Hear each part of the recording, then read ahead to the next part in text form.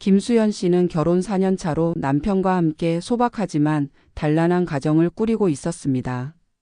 결혼 전 수연 씨의 남편은 가난 속에서 자랐고 시아버지가 암투병 끝에 세상을 떠난 후 집안이 경제적으로 크게 흔들렸습니다.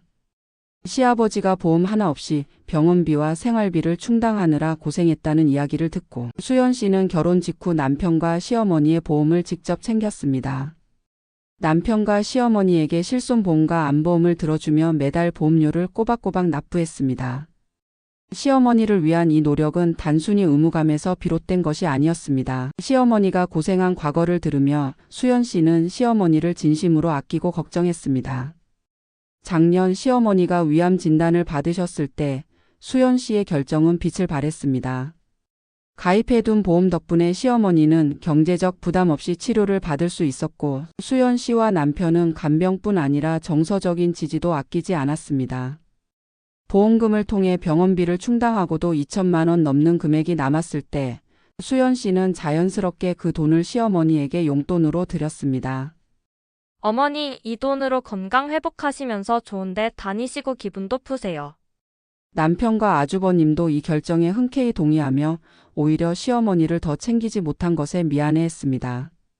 그러나 예상치 못한 문제가 발생했습니다.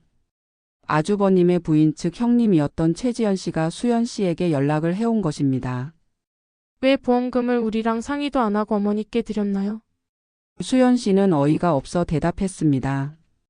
그 돈은 시어머니가 아프셔서 보험금으로 나온 건데요. 당연히 어머니께 드리는 게 맞지 않나요?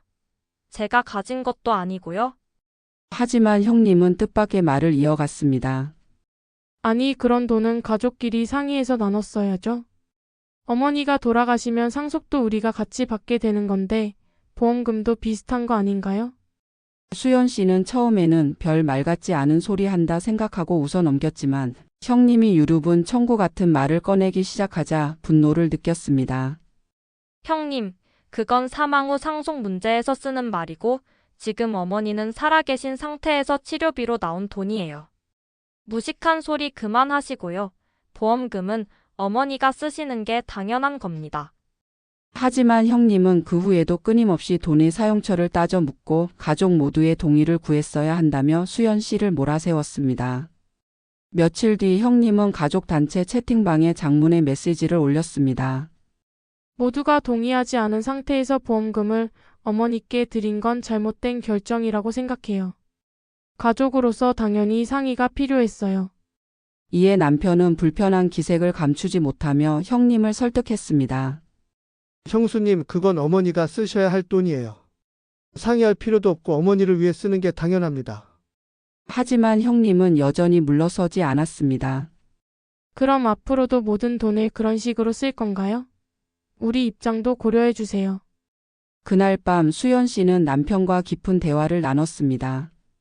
이건 도저히 그냥 넘어갈 문제가 아니야. 형님이 자꾸 돈을 탐내는 게 너무 불쾌해. 보험료 한 번 내준 적도 없으면서. 남편 역시 화가 나 있었습니다. 우리 부모님 고생한 건 모르면서 돈 얘기만 하는 형수님이 이해가 안 돼. 이후 수연 씨와 남편은 단호한 조치를 취했습니다. 시어머니와 논의해 보험의 수익자를 남편 단독으로 변경하고 추가로 발생할 모든 보험금은 법적 보호를 받도록 처리했습니다. 또한 법률 상담을 통해 형님이 보험금에 대해 주장할 권리가 없음을 명확히 확인했습니다. 며칠 뒤 형님이 다시 한번 돈 관련 문제를 거론하자 남편은 냉정하게 말했습니다. 형수님이 돈을 탐내는 행동은 우리 가족 모두를 불편하게 만들고 있어요.